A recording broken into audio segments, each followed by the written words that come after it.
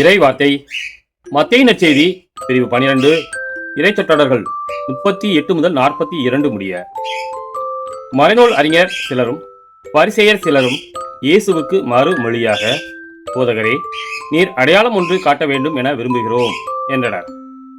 அதற்கு அவர் கூறியது, இந்த தீய விபசார தலைமுறையினர் அடையாளம் கேட்கின்றனர். இவர்களுக்கு இறைவாக்கினரான யோனாவின் அடையாளத்தை தவிர வேறு அடையாளம் எதுவும் கொடுக்கப்பட மாட்டாது. யோனா 3 பகலும் 3 இரவும் ஒரு பெரிய மீனின் வயிற்றில் இருந்தார்.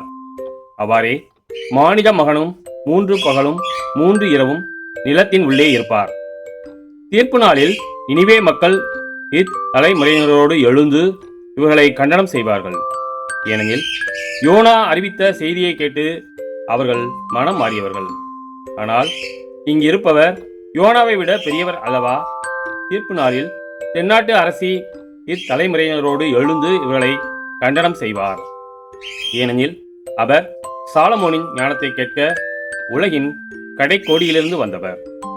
ஆனால் இங்கிருப்பவர் சாலமோனிலும் பெரியவர் அல்லவா? கிறிஸ்துவின் நற்செய்தி.